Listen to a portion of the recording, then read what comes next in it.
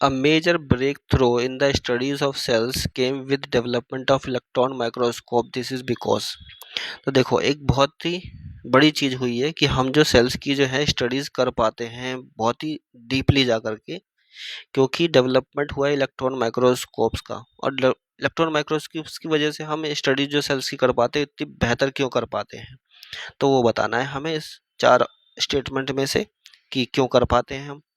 पहला स्टेटमेंट जो है वो कहता है option A, the electron microscope is more powerful. भाई पावरफुल तो है ही। देन द लाइट माइक्रोस्कोप, ये तो स्टेटमेंट सही है। As it uses a beam of electrons, इसमें इलेक्ट्रॉन्स की बीम यूज होती है इलेक्ट्रॉन माइक्रोस्कोप में, ये भी ठीक है। Which has wavelength much longer than that of the photon, जिसकी वेवलेंथ जो है वो ज़्यादा होती है than that of the photon. तो वेवलेंथ ज़्यादा नहीं होती है, वेवलेंथ जो होती है वो शॉर्ट होती है। जितनी वेवलेंथ शॉर्ट होगी उतनी ही ज़्यादा एनर्जी होगी उसके अंदर। ठीक है, तो ये ऑप्शन जो है वो गलत हो जाता है। नेक्स्ट है, the resolving power of electron microscope is much higher than that of the light microscope. तो ये स्टेटमेंट बिल्कुल सही है। रिजॉल्विंग पावर जो होती है इलेक्ट्रॉन माइक्रोस्कोप्स की वो बहुत ज़्यादा होती है लाइट माइक्रोस्कोप्स के मुकाबले। अगर इसका देखा जाए तो इलेक्ट्रॉन माइक्रोस्कोप की होती है 0.1 नैनोमीटर से लेके 0.2 नैनोमीटर तक आसपास होता है रिजोल्यूशन। दूसरा, लाइट माइक्रोस्कोप्स का अगर आप देखो तो इसका लगभग जो है 200 नैनोमीटर के आसपास देखने को मिलता है। ठीक है, तो ये ऑप्शन जो है बिल्कुल ठीक लिखा हुआ है। रिजोल्विंग पावर जो है इलेक्ट्रॉन माइक्रोस्कोप की ज़्यादा होती है as compare to the light microscope.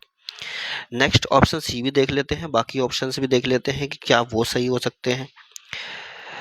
The resolving power of electron microscope is, अब यहाँ पे देखो इलेक्ट्रॉन माइक्रोस्कोप में ये दे दिया लाइट माइक्रोस्कोप का लिख करके, तो ये तो गलत हो गया यहीं पे ही, तो ऑप्शन ये वाला गलत हो गया। और आगे जो है 0.1 0.2 नैनोमीटर दे रखा है लाइट माइक्रोस्कोप के लिए, तो इलेक्ट्रॉन्स वाले में आपका लाइट माइक्रोस्कोप का रिजोल्यूशन पावर दे रखा है। ठीक है, रिजोल्यूशन दे रखा है, और लाइट माइक्रोस्कोप है उसमें आपका इलेक्ट्रॉन माइक्रोस्कोप दे रखा है।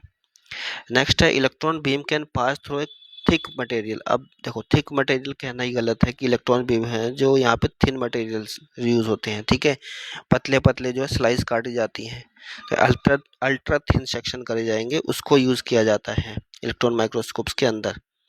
Where light microscope required thin sections, ये गलत हो गया। ये थिन यहाँ पे थिक हो सकता है, थिक को देख सकते हैं यहाँ पे और थिन को यहाँ पे देखा जाता है। ठीक है, तो ये भी गलत हो गया, तो राइट आंसर आपका हो गया बी।